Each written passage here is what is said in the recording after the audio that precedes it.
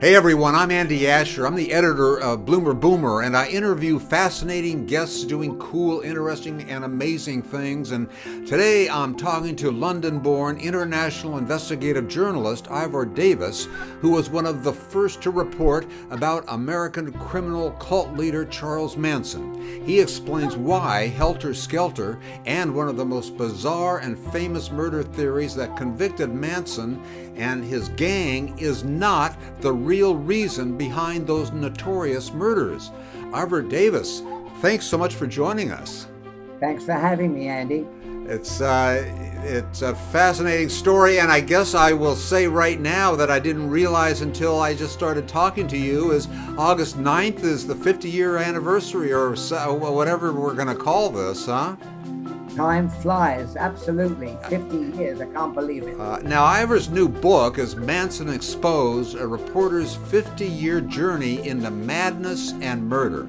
Now, I want to talk about what you found out while investigating this infamous case. Also, but before we get into this too far, now, we should include a warning that this might contain some spoilers for the motion picture Once Upon a Time in Hollywood. Would you agree, Ivor? I think so, but you know how it is. You don't want to give the ending away, but you want to say, be ready to be shocked. I was just so shocked, and I went into this film knowing maybe three things. I knew that it had some great actors and a great director, and it was filmed literally in my backyard because I used to go to the Fox Bruin Theater all the time to see matinees. Yeah. Well, you know, Andy, here's the thing. You know what it's about when you see a movie called Once Upon a Time in Hollywood. You know it's a bit of a fairy story, but a Grimm's fairy story. And my book is the whole story because I was there from day one, and I'm still around 50 years later. Well, you know what? You had no idea about the massive fallout from these crimes that would end up dogging you for the rest of your life. That's just, tell us about that. Well, I mean, as I mentioned, on day one, as a foreign correspondent for the London Daily Express, which was a huge daily newspaper in England, where 4 million people picked it up every day. And those, if you recall, Andy, were the days when people actually read newspapers. And so I was their correspondent in America. I went out to the house on Cielo Drive in Beverly Hills after I heard that there had been mass murders. And from that day onwards, I followed it through to the murders and to the arrest of Manson. And then I went to the Spahn Ranch, which is depicted absolutely brilliantly in the movie that you just saw, Once Upon a Time in Hollywood. So I went to the Spahn Ranch, and I was spun a tale about why Manson murdered and how he masterminded these young runaways at the Spahn movie ranch in Chatsworth. And I didn't believe it when they said to me that Manson told his followers, and they believed him. Well, tell me that tale. Now, you then were talking to some of his disciples, or? Yes. I was talking to Paul Watkins, Brooks Poston, and a couple of others who were still there, but they had become somewhat disenchanted with Manson, and they spun a story to me that I thought was absolutely the result of taking too much mescaline or overindulging in LSD. They told me that Manson told his followers at the Spahn Ranch that the Beatles music from the Great White Album, songs like Helter Skelter and songs like Revolution and Piggies, they were secret messages from the Fab Four from Liverpool to Manson. Well, isn't that the storyline that was put out everywhere? That was the storyline they told me. And they said everybody at the ranch believed that the Beatles were sending secret messages to Charlie Manson to warn him of an upcoming war between the blacks and the whites, which would destroy everybody. But Manson and his gang, having been warned by the Beatles, would run off and hide out in a underground city in Death Valley. I mean, but isn't that what the general media was reporting? That's what they were reporting. And the reason, Andy, that they were reporting this was that when I sat down in the courtroom, July 1970, Vincent Bugliosi, the prosecutor, stood up and said that the Beatles' music drove Manson to commit the murders. Yeah, I thought, and so I guess what you've proven is that maybe the government and the prosecutors had a behind-the-scene deal going on, or that's the fascinating, unbelievable part. I would not say it was a deal. I would say this. I would say that Vincent Bugliosi decided that this would be the way to go to get Manson convicted. Because if he'd gone on the real reason, it would have been a tough conviction. Because Manson actually didn't commit any of the murders, but he went with the helter skelter theory, and believe it or not, a year later the jury believed him. It wasn't some nasty plot. Yeah. It was a line of prosecution that Vincent Bugliosi, the deputy district attorney, decided to pursue, and he pursued it with a passion, and he pursued it with great success. Isn't that amazing? Now, it was called the Tate LaBianca murders, and I know you ended up tracking every lead. He even flew to Inyo County for an interview to Charles Manson when he was, I guess, arrested in December '69. To that in the map, a time map of all of this. Was he spending time behind bars at that point, or what was he doing in Inyo County? Well, the interesting thing was that Charles Manson was arrested in October of 1969 and taken to Inyo County for stealing cars. He was arrested in Death Valley, and when they arrested him, they didn't have a clue he was involved in the Sharon Tate murders. So they had him in jail on car theft. And when I heard about the Spahn Ranch, and when I heard the name Charlie Manson, I rented a small plane, flew to Inyo County to see Charles Manson arraigned, not for murder, but for car theft. I see. Now, okay, and then going back to that timeline, this was before or after the murders?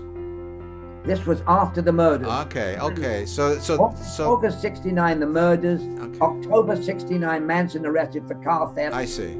December '69, the cops put it all together, and he is arraigned and charged with the murder of Sharon Tate and the LaBianca. Wow.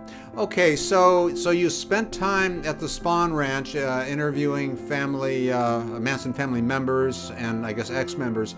I liked how Once Upon a Time in Hollywood portrayed the place as it was kind of a rundown desert hamlet of lost souls, like I see sometimes when I'm driving along the highway on a deserted highway. I see these structures, and that's what it was like in the movie. Well, I'll tell you, the movie got it perfectly right. I mean, that was what Quentin Tarantino did. He got the scenes, he got the atmosphere, he got the mood right, and he got the Spahn Ranch perfect. When I went out there in December 1969, the place was a pit. It was a decrepit, rundown old movie ranch that used to be big in the heydays of the Hollywood Westerns. Now it was a real crappy joint. And when you see the movie, you think you're back there because it's eerie, it's weird, it's kind of like a zombie land.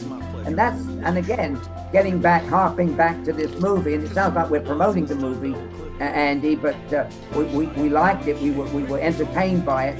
He captures the Spahn Ranch the way it was, with these kind of mindless souls, young women who are under the thrall of Manson, still living there.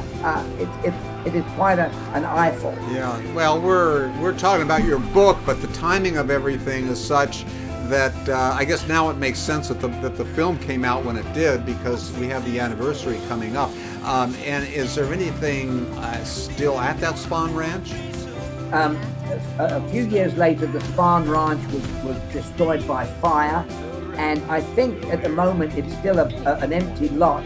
But I mean, it'd be interesting to see if somebody buys it and builds houses there, because as you probably know, Andy, somebody bought the LaBianca house about 2 weeks ago, and I thought, what are they going to do with the LaBianca house? Are they going to turn it into a museum? So these places, I mean, on the Hollywood, I think it's Dearly Departed tours. Oh. Promoting, yeah. but they take you to the Spahn Ranch, and they take you to the Cielo Drive house.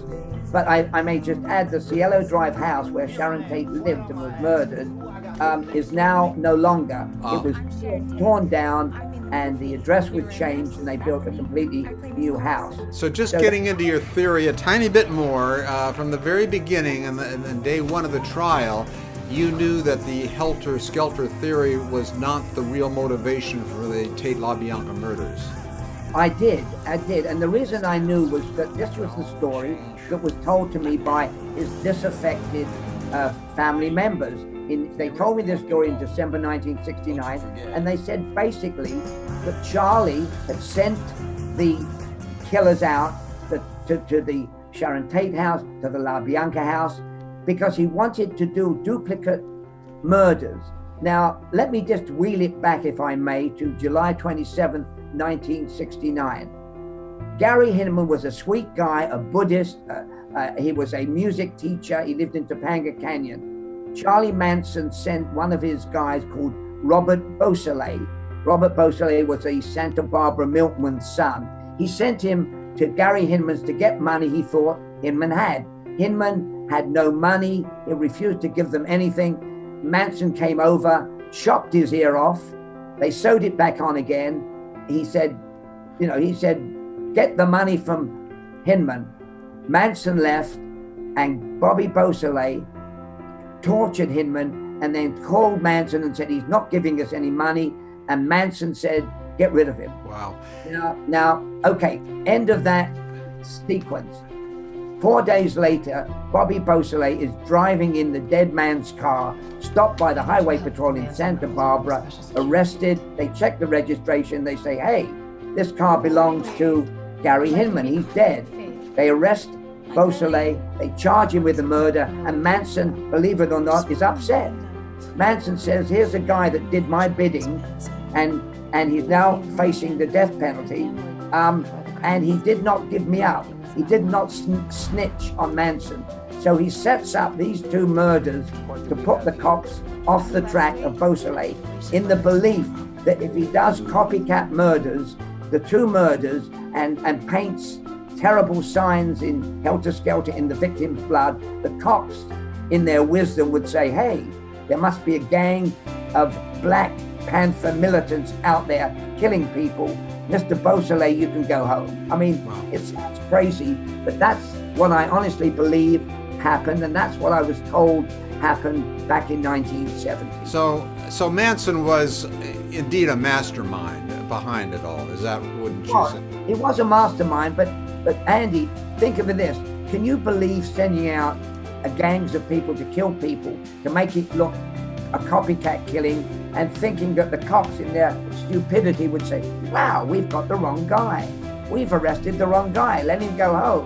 I mean, it doesn't make sense, does it? Yeah. Well, let me ask you this as we close out. What's become of some of the mostly women who ended up behind bars for their involvement? I try to follow it pretty closely, but I haven't been able to follow it entirely. All the women who were convicted are in jail. Susan Atkins, one of the worst perpetrators, died 3 years ago of cancer. As you know, Charles Manson died in 2017 at the age of 83. But the other girls, Leslie Van Houten, Patricia Krenwinkel, and all the other members of the Manson gang, including Charles Tex Watson, they are in jail today.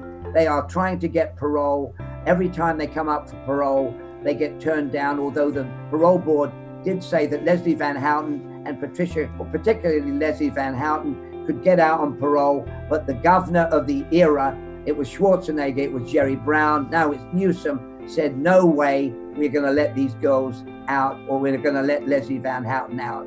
So they're all in prison, and they're all hoping for parole, but all they can do actually is hope. Is that right? Yeah. And, they were young, drugged out people, I presume at the time, no doubt entirely different people today. But I think they are different people today. And in a way, you can sort of feel sorry for them, but you can also feel sorry for their victims. So yes, it's a tough call. And I know from people who know Leslie Van Houten that she is a changed woman. There is no doubt, a model prisoner. She's helped other prisoners. She's devoted her life to helping others behind bars. But, is that get out of jail free card? Right. You make it. Right. And then the last one's name escapes me, accused of trying to assassinate President Ford. Yeah, I must tell you this story very quickly. In July 1970, the first day I went to the trial, I met one of the young ladies. Her name is Lynn Squeaky From. Yeah, she calls it Frommy. Oh, but anyway, okay. So Lynn was sitting there, shaven head, and she saw me, and she'd known that I was negative about the Manson family. She'd known I'd written a very quick, early book about the Manson family. And she turned to me and said, Ivor, do you know how it would feel to have a knife slit down your throat? Well, I took that as a bit of a threat. And to be honest with you, I got my wife and baby daughter to move out of my house. Yeah. But fast forward a few years, and Lynn Squeaky Frommy ended up trying to assassinate Gerald Ford. Well, I have a feeling, Ivor, that you will be talking and reporting on this probably for a while longer. It's just so fascinating. Thank you. Well, thanks again. And for anyone who wants to check out the book, Manson Exposed, a reporter's 50-year journey into madness and murder, it is all at BloomerBoomer.com/now, BloomerBoomer.com/now. You take care. We'll see you next time.